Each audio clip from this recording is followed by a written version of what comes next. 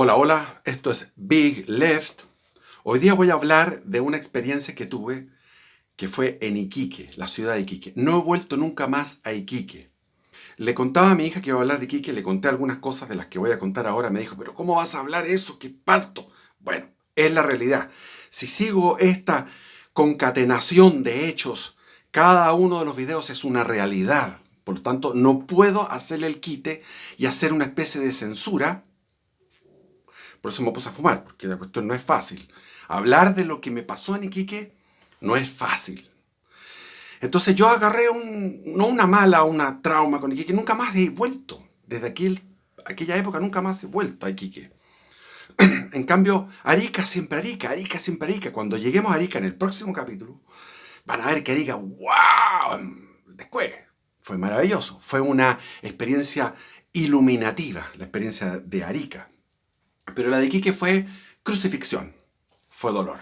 Lo mismo me pasó cuando estaba viajando, por ejemplo, llegué a España, Barcelona me cargó, odié Barcelona.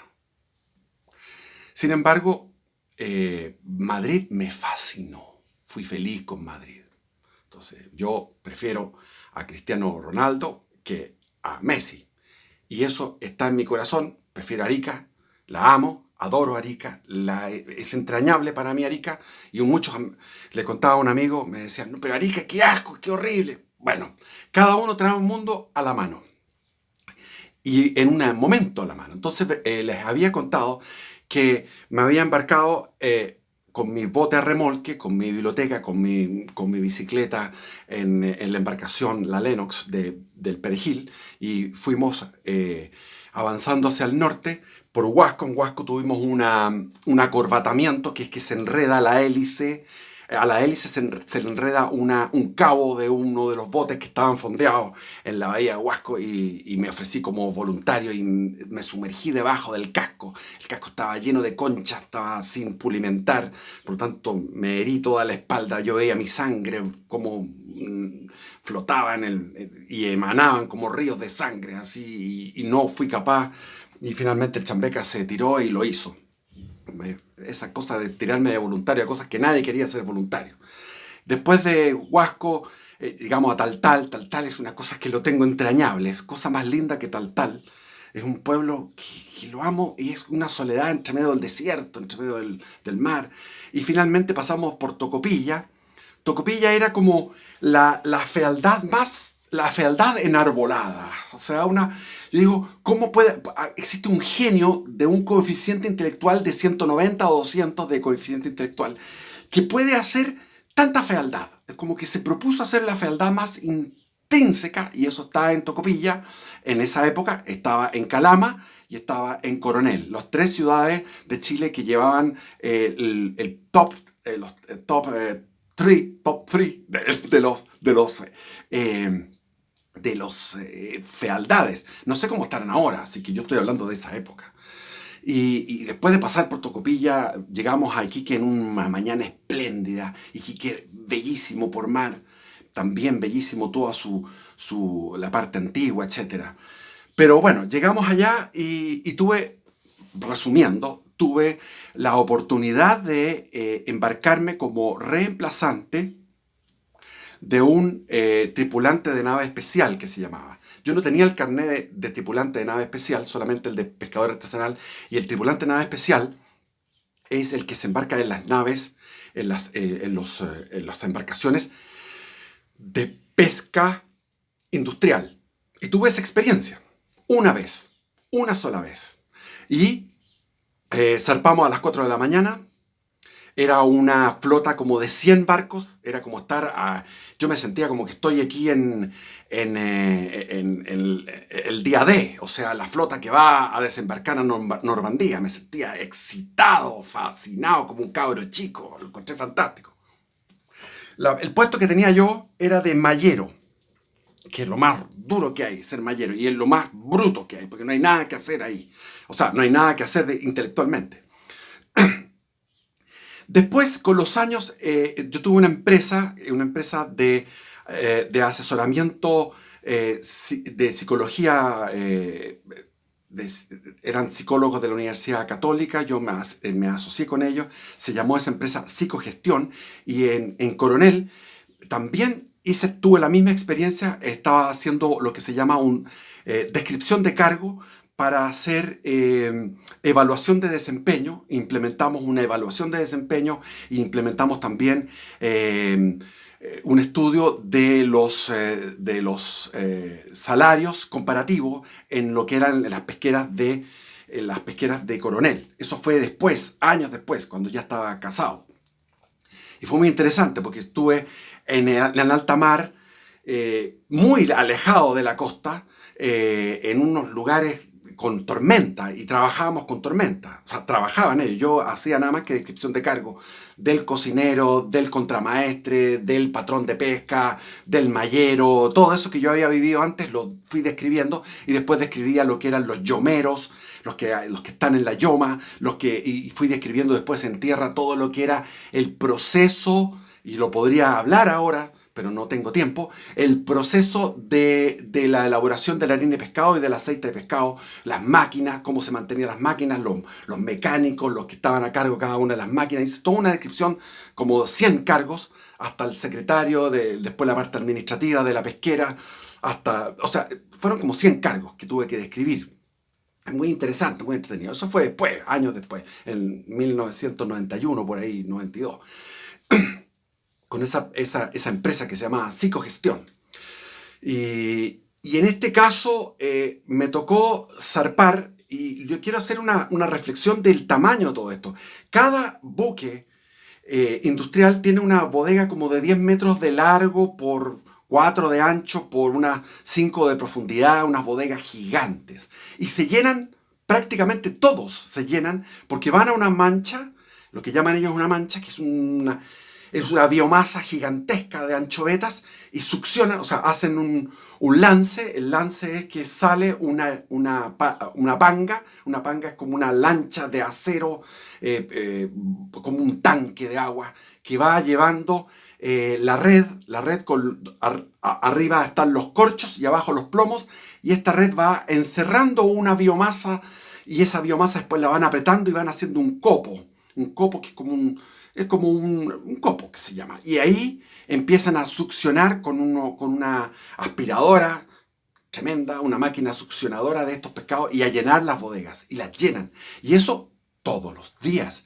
¿Cómo el mar puede dar tanta riqueza? Tanta proteína, impresionante. Entonces me tocó de ser mayero. Empezaban, la alarma viene, el lance, ya como llegamos a la zona de pesca ya amaneciendo, y amaneciendo empezaron todos los barcos a tirar lances sobre esta biomasa, que era una biomasa del tamaño de la mitad de Santiago, una cosa así, gigante. Entonces todos los barcos eran 100 o más de 100, un montón de barcos haciendo estos lances. Era una cosa impresionante, y me tocó ahí estar, venía la malla, que la malla se va recogiendo, una malla muy delgada, o sea, muy de hoyos, de agujetas pequeñas, de una pulgada, pero pesada, y negra, pesada, y empieza uno a mojarse, se moja entero, y la malla tiene que andar, tiene que irla ordenando con otros malleros, porque una grúa va sacando la malla, y va achicando este lance, que es un círculo, que hace la panga, describe un círculo, sale de la embarcación, va con los corchos, con los plomos, con la malla, y después al llegar a cerrar el círculo, empieza esta grúa a recoger la malla, y uno está ahí tratando de ordenar la malla, y es un trabajo súper cansador, súper cansador. Y finalmente en el segundo lance sobró, y llamamos a otro barco, y otro barco metió su succionadora, su tubo succionador, y empezó a llenar también sus bodegas. Y en un momento determinado quisieron que hubiera un voluntario. Nadie quería ir de voluntario. ¿Y quién fue de voluntario? Yo me ofrecí de voluntario. Que seguro que era algo terrible. Y dije, yo voy a ir a esto terrible porque quiero experimentarlo. Me pusieron una soga aquí entre medio por las axilas, y bajé a la bodega. Una bodega gigante, y nunca he experimentado una cosa tan loca, nunca más la voy a experimentar. Lo que le estoy contando es una cosa tan loca como que tú bajas a la bodega, y hay millones o miles, cientos de miles de anchovetas saltando a una velocidad así, y te hacen un masaje por el cuerpo, y tú te metes entre medio hasta el cuello, te dejan hasta el cuello y tú sientes esa biomasa que está muriendo, porque no, están agonizando, están todos moviéndose. Tú ves cientos de miles de anchovetas plateadas, brillando, porque el sol pegó fuerte, todo el tiempo pega fuerte en Iquique, y empezó a revolotear todas las anchovetas por el cuerpo. Y el objetivo mío era, sin guantes, sin nada, agarrar los peces grandes que ya estaban más muertos y tirarlos para arriba. Y empezaba a tirar hacia arriba jureles, todo tipo de otras... se me olvidan los nombres, pero no importa. Peces grandes que son para la tripulación, que son un botín para la tripulación. Entonces, fue una experiencia impresionante. Tanta vida y tanta muerte al mismo tiempo. En un momento determinado, ¡pah!, murieron todos. Y yo seguía sacando, nadando en una especie de masa acuosa llena de peces, y ahí sacando estos peces grandes para arriba, hasta que ya no dio más. Mis manos hinchadas, se me hincharon las manos.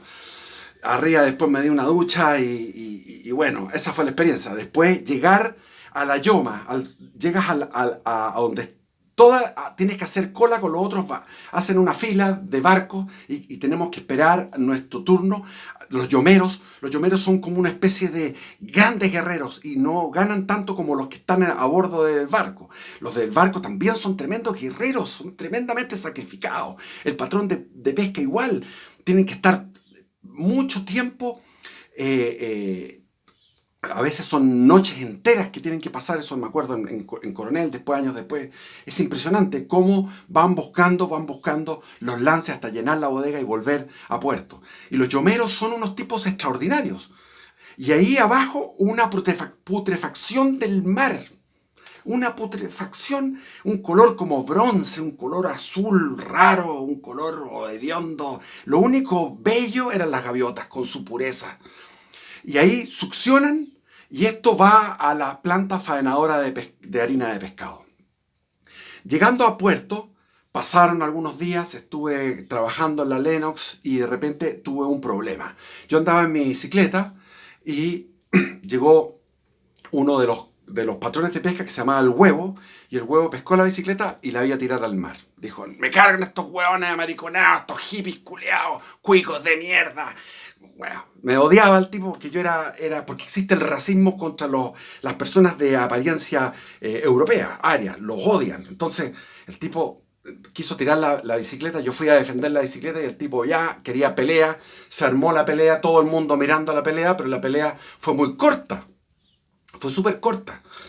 El tipo llegó, se me tiró, yo lo esquivé y de repente me dio una rabia, porque no tenía rabia, me dio una rabia y le mandé uno y tambaleó y cayó donde había una cuestión de metal, había esas cosas de metal para como una especie donde se movían los nombres técnicos, donde se amarran los espías en el muelle, y se pegó, sentí el cráneo, porque sonó el cráneo y sangró. Y todos los que estaban en la embarcación de él, que eran los que eran sus subordinados a este patrón de pesca, que era pelado, le decían el Huevo porque era pelado, me dijeron: te vamos a matar, gringo culiao, te vamos a matar, concha tu madre, gringo, rechucha tu madre. Yo ahí, en ese momento, cuando vi que había ganado, pero sin esperármelo, porque para mí fue una situación que llevaba mucho tiempo sin pelear, años sin pelear. Entonces, bueno, me vino un temblor, una cosa, y sentí un miedo. Dije: chuta la cuestión, me vino un miedo después de la pelea. Y ahí los compañeros me dijeron: lo que tenéis que hacer es ir a dejar notificación a los marinos. Y fui a donde la gobernación marítima, dije: el Huevo, que se llama el Huevo, el de la nave, la embarcación, no sé cuántito. Me dijeron: el Huevo. Otra vez el huevito, ese huevito lo tenemos entre ojos, lo vamos a trincar. Eso me dio tranquilidad. Pero al día siguiente amanecí con la muñeca hinchada, todo hinchado, espantoso.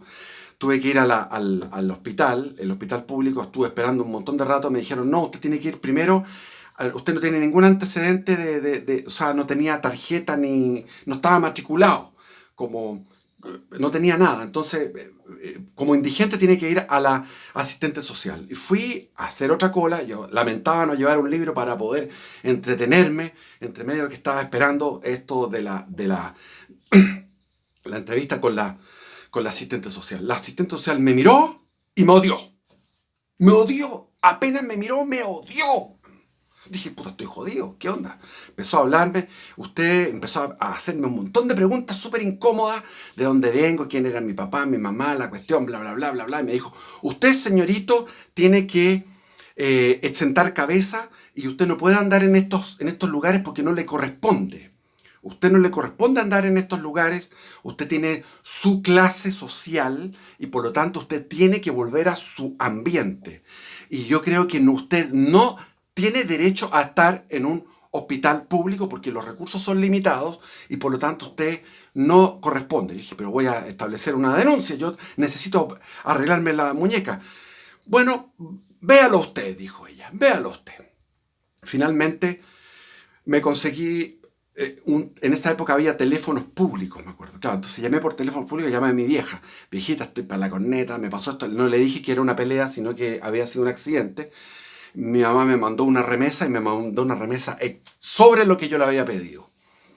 Con la plata, feliz, me fui a comer a un restaurante, fascinado, me tomé unos chops, estaba feliz y de ahí fui a una clínica particular, me atendieron doctores particulares y me enyesaron porque lo que pasó fue un esguince de muñeca, porque el golpe en un momento terminado golpeé fuerte, pero después en la cara del gallo se me dio vuelta, se me esguinzó. Y ahí estuve sin poder trabajar, busqué un alojamiento y encontré un alojamiento por la zona donde están las pesqueras, por la zona de la Sofri, arriba en un cerro. El alojamiento era una pensión donde no había ventanas en las piezas. Las piezas eran estrechas, eran como 2 metros de ancho por 4 de largo, separados por una madera de cholguán. El cholguán es una madera delgada, más delgada del ancho de mis dedos. Así es el cholguán. Entonces teníamos cholguán, ni una ventana. Para ir al baño había que ir haciendo el quite a las heces, a la mierda de los parroquianos. Y tú llegabas al baño, te metías a la ducha y la ducha era tibia, el agua era tibia. Y mirabas por la ventana de la ducha y había un criadero de patos. Un criadero de patos en un patio de unos 4 metros por 4. Había una laguna y un criadero de patos con caca de patos. O sea, dice, esta cuestión es de locos. Y en la noche no podía dormir porque tenía a un lado, se escuchaba todo. A un lado tenía una pareja de lesbianas que hablaban de sus penas, de sus dolores, hablaban de su vida miserable, se quejaban un montón y de repente empezaba sus actos eróticos de chupatinas que duraban, eran unos 69, que duraban un largo tiempo, terminando finalmente en unos orgasmos bastante prolongados. Y era una mezcla entre su eximio placer, llamémosle así, por ponerle un nombre, pituco, y su miseria de vida, la vida horrible que tenían esos dos, como hablaban de su vida. Y al otro lado, pues, eran como tumbas, eran verdaderos féretros habitacionales. Lo único que había era la puerta y para adentro sin ventana, y rodeados de cholguán. Y al otro lado tenía un hombre de unos 50 y tantos que tenía delirium tremens y gritaba en las noches porque veía arañas gigantes, venían unos ratones gigantes a comerlo y el tipo me hablaba su delirium tremens terrible, el gallo estaba pero mal. Entonces para ducharse era todo horrible. De ahí, mientras tanto, en el puerto mi bote desapareció, se lo llevaron unos mafiosos. Cuando llegó el bote de vuelta, le dije, oye, me enfrenté al tipo, al mafioso. Le dije, oye, ¿cómo es posible que tú me robes el bote? Este bote es mi propiedad privada, yo lo tengo ahí. voy a ir el tipo me dijo, ¿qué es? Así estaba totalmente sobrado, sobrado el gallo. Y yo le dije, bueno, ¿sabes qué más? Voy a ir a estampar una denuncia donde los marinos. Me dijo, vaya nomás, po, vaya nomás. Fui donde los marinos y los marinos se hicieron los hueones. No querían tener problemas. Dije yo, chucha, o sea, no tengo protección. Después el bote lo empezaron a usar. Como ya andaba con mi yeso, y ahí los gallos me decían, ¡hey, te ofrezco tanto, te ofrezco tanto! Todos querían, bajaban el precio, todos querían llevarse el bote. Y el bote le cambié el candado, rompieron el candado de nuevo, y lo ocupaban para robar combustible. Entonces, en unos estanques de aceite o estanques de combustible, o sea, unos de 210 litros, unos tremendos estanques, iban con el bote en la noche y robaban combustible de las embarcaciones y después lo comerciaban ahí con mi bote. Problema policial. ¿Cómo lo hago?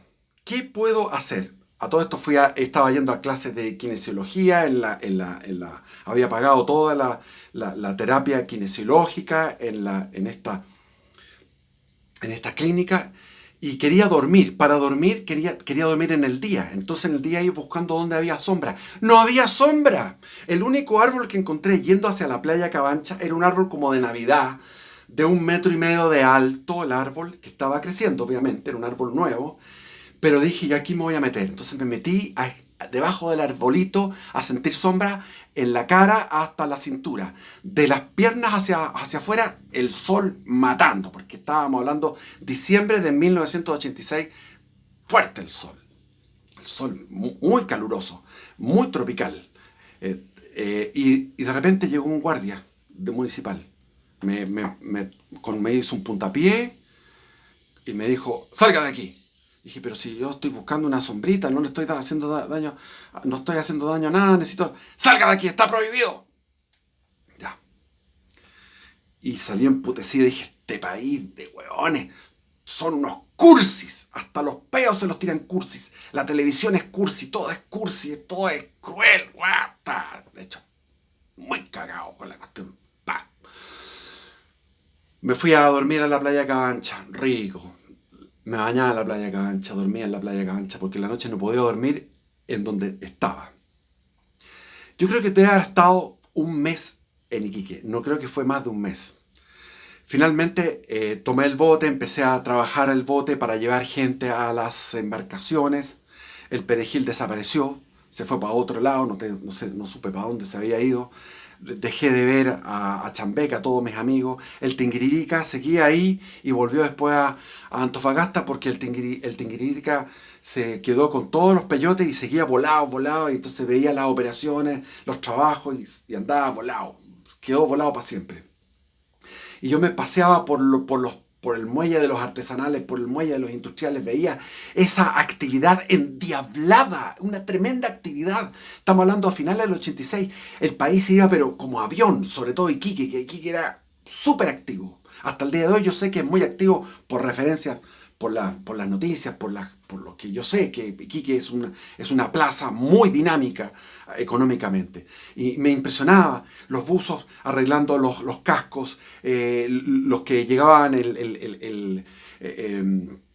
los víveres a los barcos, los distintos proveedores mecánicos, soldadores, una actividad tremenda para las flotas saliendo las flotas a capturar estas manchas de anchoveta y llevarlas a las plantas succionadoras donde estaban los yomeros, donde estaba la planta de harina de pescado, y la harina de pescado llegaba en la noche espesa, no podía dormir uno tampoco por la harina de pescado. Yo abría la puerta, prefería oler harina de pescado que estar encerrándome en mi propio respirar, en ese lugar mortífero donde estaba alojando. Tomé la decisión de huir de Iquique. Había vendido mis libros. Me había dejado 2 o 3 libros. Y había vendido mis libros en la plaza. Ponía un mantel, vendía los libros. Me deshice de los libros, quedé con unos pocos libros, una cajita de libros, más mi bicicleta y en la noche, a las 4 de la mañana, tomé un taxi desde donde yo estaba con todas mis cositas. Llegué al puerto, me lleva el de la panga, que llevaba tripulantes a los barcos de industriales, me llevó al bote.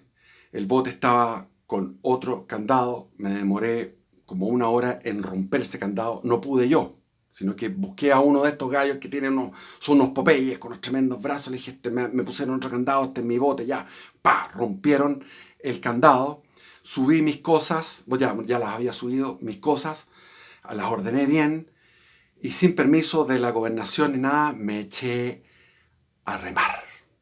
Y por mientras pasaba por los cascos gigantes de los barcos industriales, esta flota, como le digo, de 100 barcos inmensos, y tú pasabas por entre medio de la proa de estos barcos y te alumbraban con una linterna, los guachimán que están vigilando ahí, te alumbraban con una linterna, les hacía así, seguía remando entre medio de estas monstruosidades que son pintados de negro, el casco es negro, y es una